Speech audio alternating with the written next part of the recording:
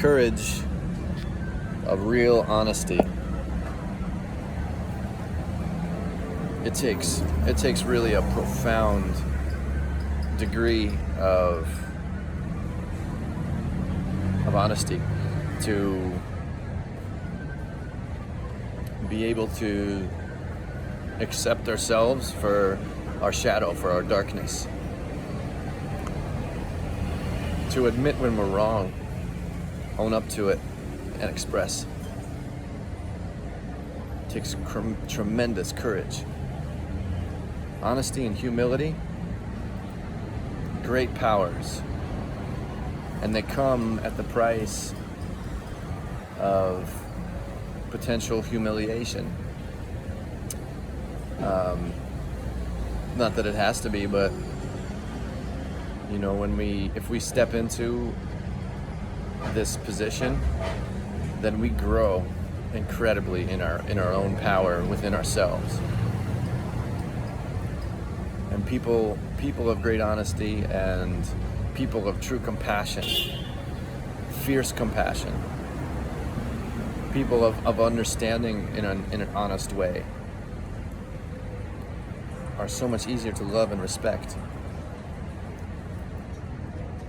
than, for example, those who gain respect through fear, which was a common way that respect was gained throughout the histories, I suppose. And I can even speak from my own life that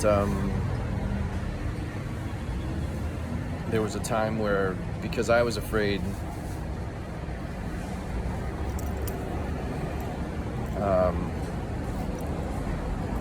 I justified performing fearful actions and allowing those expressions to kind of act out, because I found that it gave me a degree of respect from others. And the crazier I got, the crazier my expressions were, the more that seeming respect was present.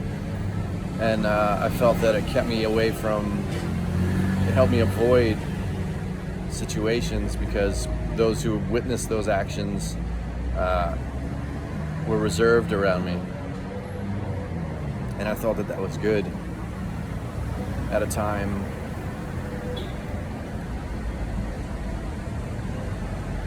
but because I was afraid,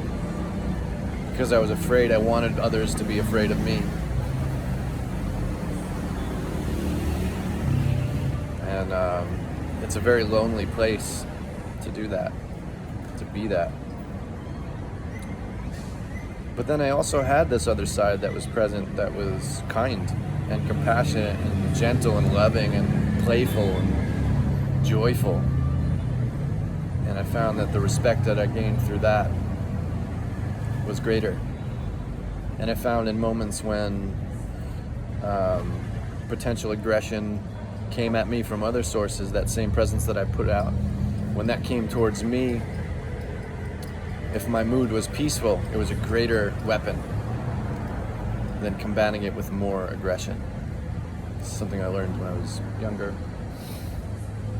And it spoke very loudly to me that peace was a greater strength than aggression. That acceptance and understanding were greater forces than judgment and criticism.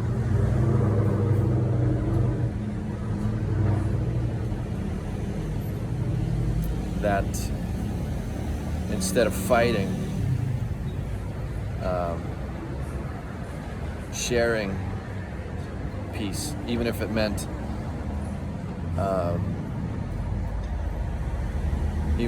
a disregard of my positionality as far as making a point or making an argument or something like that went. It's more important that my internal state was peaceful. And that's where our power really is. So ask yourself, do you have the strength and the courage to be peaceful, to be loving, to be honest? It's not only a greater power, but it takes so much bravery to be that. It's so easy to fall into our emotion. It's easy. It's a direct invitation, and we just melt into that emotion, and before you know it, we're doing all this crazy stuff in the world, and before you know it, we're suffering. So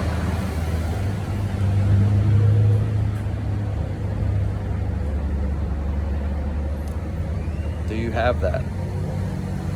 I feel that we all have that, but it's admitting it and accepting that as a reality.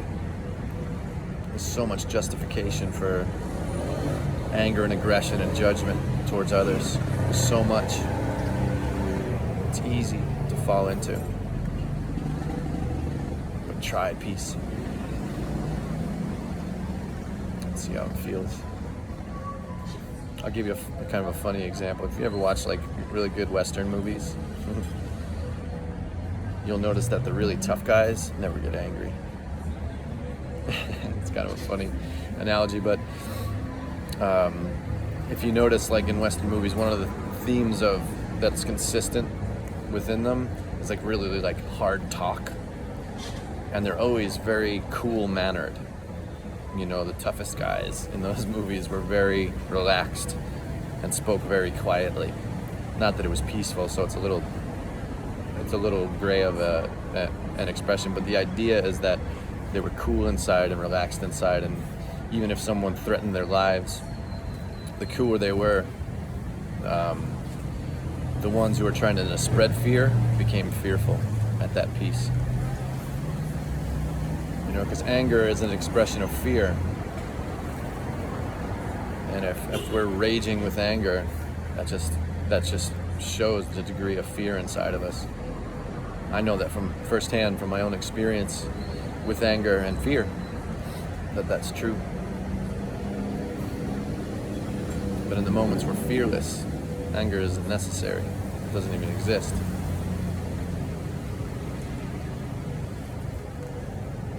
And that's where I want to be. And then with this also is kind of a different side of this, is having the honesty about our fear.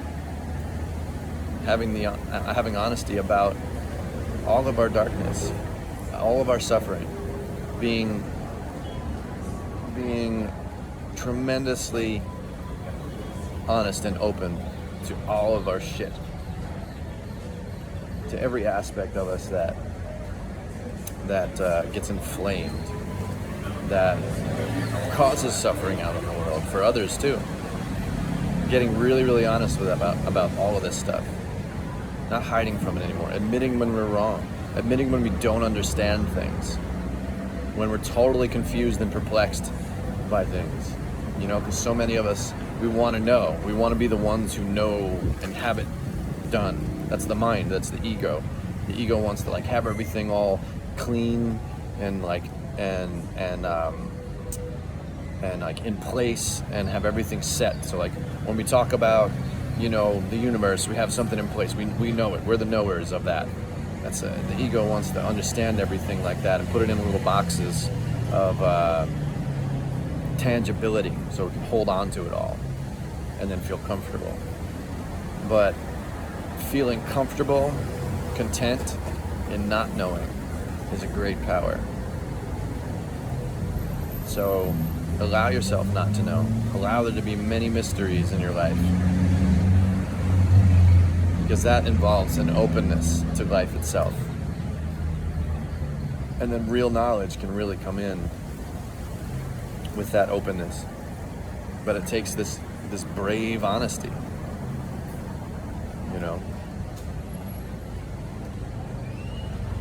And being whole and complete in that is similar in a way, metaphorically, I guess, to the anger and peace scenario, where there's confusion and then peace.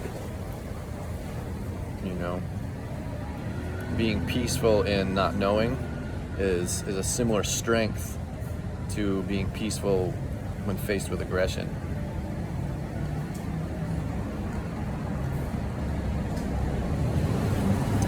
Because the mind gets restless when it doesn't know, when it gets exposed that it doesn't have a firm grasp on a subject or something. It freaks out, gets anxious. The mind and the ego are the ones that don't want to look stupid, don't want to say anything dumb or things like that. But as the consistent message goes, and this is probably something I'm going to talk about the rest of my life,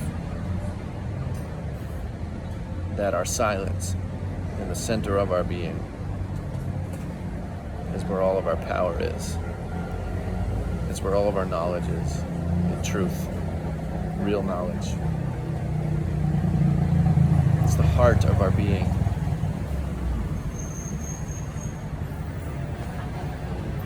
It's where true fearlessness is. It's beyond fearlessness. That center of our being, that silent center of who we are and what we are, doesn't even fathom fear.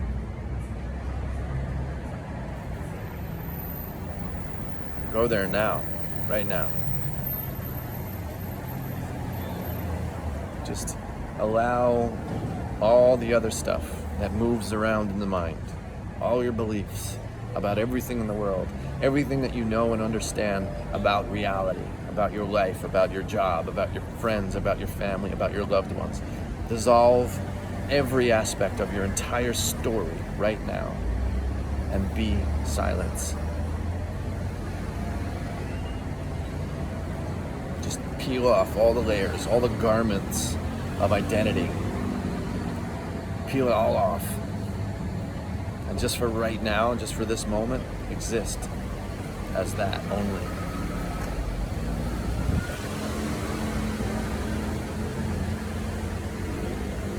And notice what's there, and notice what's present. Notice any feeling.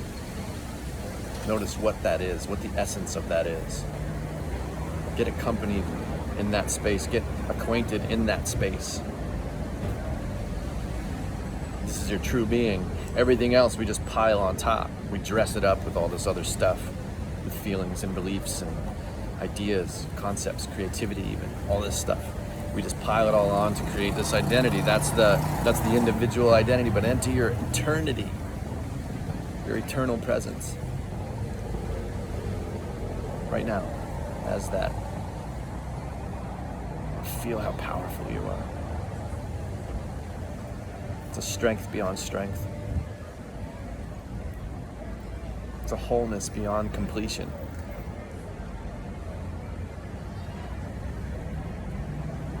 It's a peace beyond joy or happiness. It's a self beyond self. It's a self beyond identity. It's the whole of the universe. It's the beginning, it's the end, it's the middle of existence. And beyond all of that, it's the true presence in all beings. It's the true presence in every aspect of life. It's you. It's everything.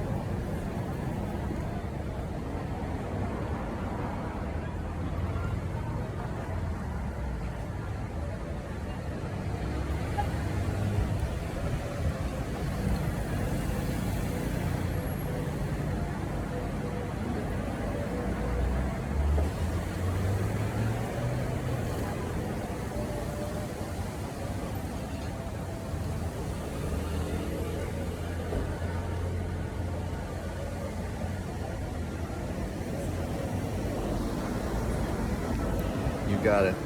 Go get your life. Be honest, be strong. You are the greatest realization you will ever have.